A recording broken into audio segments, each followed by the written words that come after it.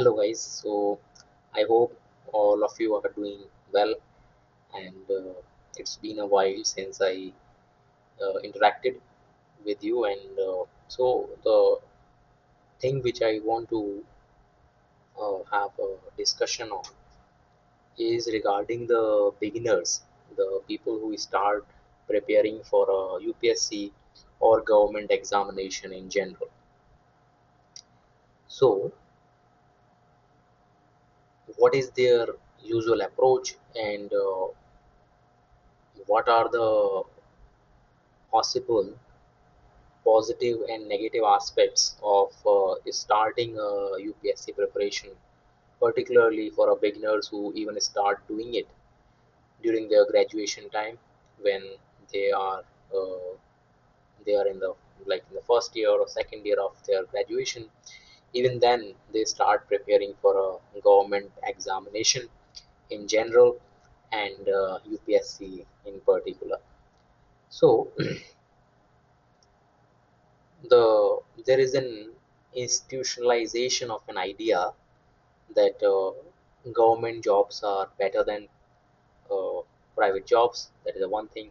And usually in developing economies, there are various even the research papers which say that it is true because the private jobs, most of the economies of developing economies are informal in nature, and there is an precarity that involved in the private jobs, so that somehow pushes youth towards exploring an option of a government job. So that's why they start preparing for a government examination. Secondly, the prestige and the social recognition which is associated with the government job is another reason. Like even many times we find uh, the aspirants who prepare for these exams saying I want to become an IAS or IPS or whatever, and reason for this usually they get inspired by the reels and the power that comes, the social that comes between by having these positions. So that is the reasoning for going for the UPSC preparation. But when you start preparing this exam during graduation, particularly when your graduation is not even a professional degree, like you are doing a BA or a BSc or in general these courses, so you are not having a proper specific skill that you are developing even in the graduation. Secondly, many people, and it is quite rampant across small towns and even in the big cities, that these graduations, the college acts as a dummy uh, colleges. Like they go there temporarily for exams and all these things, but more or less they are preparing for a government examination.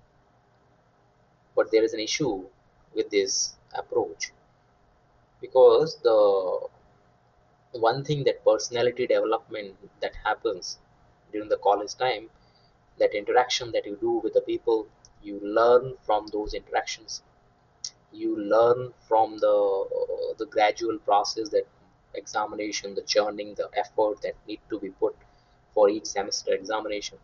Even that is a learning process to how to approach the examinations.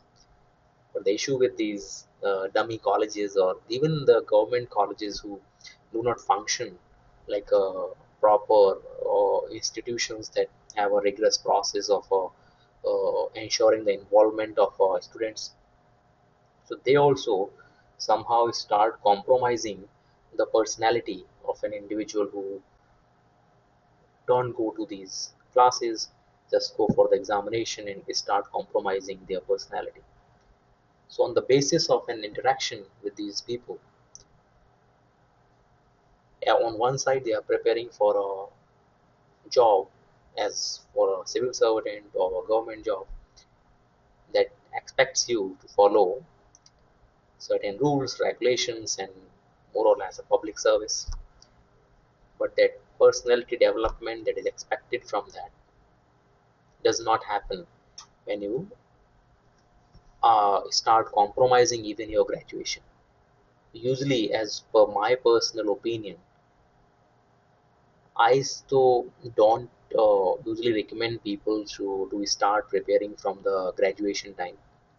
There are a lot of people who recommend that, but there are consequences. It is in competitive examination for limited seats, and if you are not developing any personality or skills during the process of graduation, then it is the only option that you. The reason for getting involved in the multiple attempts is that you have blocked the other possibilities that could happen. So that is the one thing. Additionally, in a graduation time, the one the sort of opportunities that you get, like if you are having a like, there are institutions where placement offers comes, and that provides, even if you get involved and start doing some work for a year or two, that somehow creates a cushion that you can fall upon if this government job examination does not pan out as per your expectations. So that is an also a positive part if you work on your graduation properly.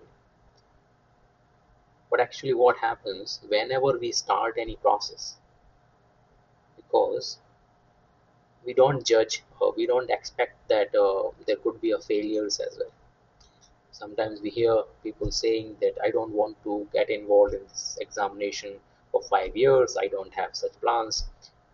Nobody has such plans. Nobody wants to exhaust all the attempts.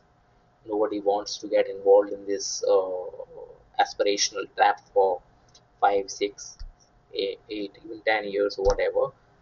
So, but when there's a term called a sunken cost fallacy, as you involve yourself in this journey for, like, suppose 2, 3, 4 years, then you think that if I invest one more year, then I could have a positive result from this examination. So that is how the number of years start increasing. So, as my personal opinion or recommendation for undergraduates who think about this examination, in particular the UPSC or in general the government examination, I understand the reasoning, because in developing economies, the precarity of work that exists in the private sector is prominent, but that minimal skill qualification should be achieved before entering into this cycle of a government examination, because it could probably be a better option to fall upon if you have that skill. Otherwise, psychologically, mentally, physically, it will be an exhausting journey to carry on. So that is the one thing that I have a suggestion for undergraduates, or just the people who graduated and thinking about just after graduation just getting into the UPSC or government job examination. So think about it and explore the possibilities. Better option is have some skills. Have some skills in the sense like you can join some job or in private sector for a year or two and then think about it.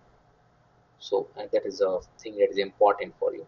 Secondly, one more important thing is, uh, like people say you should have a plan B if you are approaching the UPSC or other examination. So as per my personal opinion, plan B for a UPSC is not SSC, not plan B for UPSC is not CAPF or EPFO, whatever. Plan B for these government examination is having the skills that can make your path easier into the private sector, and easier in a way that you would you have a chance to get a decent jobs in the private sector, not a like a precarious work or a menial work that you start after 4 or 5 years or after coming out of the UPSC journey, uh, you end up starting your professional work at a 4 or 5 lakhs. That it is not a too much uh, expected or a positive notion to start with after certain years investing there in UPSC examination cycle. So to have a plan B, first when you are starting a UPSC journey, start with certain cushion of skills so that that can provide you confidence that you have a thing that to fall upon. Secondly, plan B. Even during the journey, like we find people start engaging in multiple attempts without working on a skill. And particularly when we are entering into the age of artificial intelligence and privatization and all these aspects are increasing. So it makes sense to work on those skills. Even if you have given 2 3 attempts and then just think about taking a break and have some professional degree. It could be an MBA, it could be an executive MBA, it could be the option for some policy making certifications like policy planning or whatever. Develop whatever profile you want to develop it. So that is my message to the undergraduates or just people who just graduated.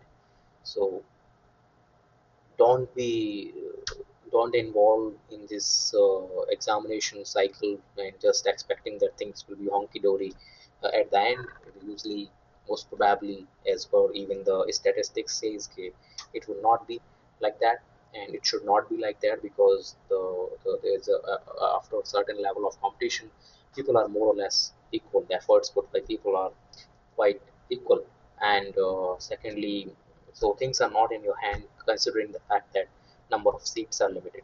So even after the efforts, there's a significant uh, aspect of a luck factor or a probability that we say in mathematical terms that makes the whole process of efforts as a null and void factor after a certain level. So be cognizant of these aspects when you are planning a journey, and don't be too much like a lax person uh, I am going for the examination, I will become that and this.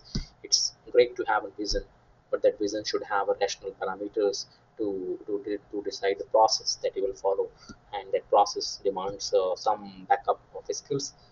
That backup is not another government examination. That backup is not thinking about that I would do anything if I either I want to become this IAS IPS or I would do anything whatever works. That's how things does not work usually. So plan things in a rational manner that helps in this whole process, and be a little more thoughtful and rational when you decided why this government job only. There are various other options as well to think about and explore the options. Good luck and thank you.